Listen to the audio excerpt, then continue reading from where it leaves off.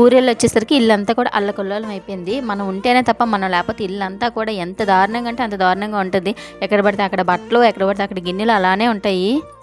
స్టార్టింగే వచ్చేసి ఫస్ట్ కిచెన్లోని ఆ పైన అదే గ్రాసరీస్ అవన్నీ పడతాం కదా, ఆ స్టోర్ అంతా క్లీన్ చేస్తున్నాను. నేను క్లీన్ చేసి న్యూస్ పేపర్స్ అయితే వేస్తున్నాను. క్లీనింగ్ అయిపోయిన తర్వాత ఈ 3 డేస్ కూడా ఫ్రిడ్జ్ ఆన్ చేయలేదు. అందుకు ఫ్రిడ్జ్ మొత్తం కూడా క్లీన్ చేసి వెజిటేబుల్స్ తెచ్చాను కదా, వెజిటేబుల్స్ అన్ని కవర్లో పెట్టి అయితే స్టోర్ చేస్తాము. మనం మామూలుగా మార్నింగ్ ఎక్కడికైనా వెళ్ళి ఈవినింగ్ వచ్చేసరికి ఇల్లంతా కూడా దారుణంగా అయిపోతుంది. ఇంకా మన 3 డేస్ లేవంటే ఇల్లంతా చూడండి ఎలా అయిపోతుందో. వెజిటేబుల్స్ కూడా మొత్తం అన్నీ సర్దేసిన తర్వాత గ్రాసరీస్ వేయడానికి డబ్బాలు ఉంటాయి కదా, అవన్నీ క్లీన్ చేసుకున్నాను. ఇవి వచ్చేసి పప్పుల చీటీలు సామాన్లు మా అమ్మ పంపించిందని చెప్పాను కదా, ఊరెళ్ళి వచ్చాక డబ్బాలన్నీ క్లీన్ చేసి వేసుకొచ్చాను. అప్పుడు వేయలేదు.